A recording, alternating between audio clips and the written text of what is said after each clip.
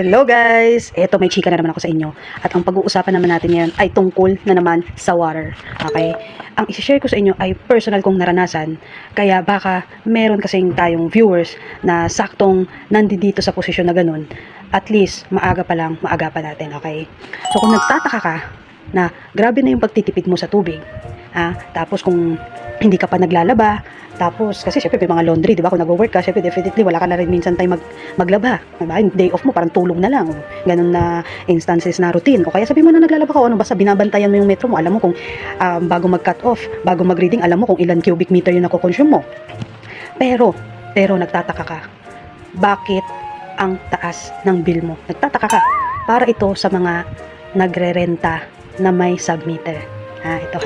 Ito ang tip ko sa inyo. Actually, hindi lang sa water, pati sa kuryente.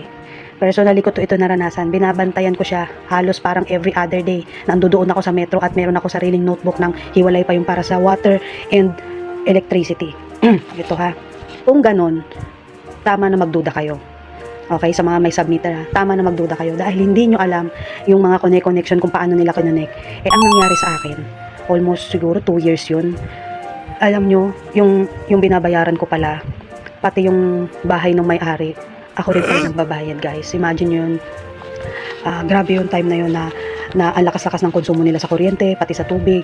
Pero hindi ko kasi masabi kung ako yung lahat nag-shoulder or kasi hindi lang ako yung nagre-rent doon. Marami kaming renter doon sa place na yun. Tapos may pinaka main house yung owner doon na hindi din naman siya totally doon nakatira, parang bumibisita-bisita lang once in a while. Pero meron kasi siyang caretaker na yun talaga, laging kumukonsumo ng electricity and water. So, to cut it short, ganito ko nalaman, ganito ko na found out. Nung sinabi ko na, yung sa water kasi, syempre may separate na metro. Pero yung hinahanap ko yung para sa electricity, wala palang sariling metro kasi nga, yun yung explanation. Syempre, nung time na yun, dahil hindi naman tayo sanay mag-rent, first time, kala ko ganun lang siya, na yung meter ng owner sa pinaka main niyang bahay is yun na din daw yung meter ko. So doon na ako naging curious, doon na ako nag-isip. Tapos hanggat sa may hindi ko din masyadong tanda paano nangyari yun na nakiusap ako doon sa asawa nung may-ari. Yung palagi kasi pumupunta doon is yung girl, okay? So yung husband niya, nung nalaman niya na gusto ko magpakabit ng sariling electric meter, di nagpapunta siya ngayon ng electrician. O di nung kinakabitan na ng electric meter, guys, grabe, manlulumo kayo. Doon ko nalaman na, yun nga, yung konsumo nung may-ari at yung sa caretaker, yun nga, hindi ko masabi kung ako lang ba nag-shoulder or kaming magkakapareho doon na nagre-rent, ang nag-share para mabuno din yung ano nila. Tapos, nung nakabitan, diba, yun na, fast forward, nung nakabitan na nung sariling electric meter, ang layo ng difference. Doon na lumabas yung talagang konsumo ko lang talaga.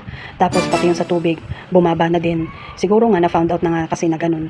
So ako, dahil medyo may edad naman na din yung may-ari, alam mo yun, hinayaan ko na lang, hindi ko na siya pinalaki. Basta parang tinapos ko na lang yata yung month na yon, then umalis na lang ako. Tapos syempre, hindi mawawala, pinagdasal na lang natin. Di ba kasi kawawa naman kung sino na naman yung susunod. Pero at least, ang naiambag ko naman kahit papaano is kung sino man yung susunod na magre-rent doon, meron na siyang maayos or sariling metro, di ba? Hindi na siya maiisahan. Ayun guys, sa mga nagre-rent dyan, lalo na kung tinatawag na submeter, maging wais po kayo ha. Syempre, nasa discretion nyo naman yan kung nag-agree kayo na ganun. Pero kung wais tip ang ano ninyo, lagi kayong maging curious, lagi nyo i-check, lalo na kung alam nyo naman yung monthly na konsumo ninyo diba? So, ayun, another tipid tips. Ayun, thank you.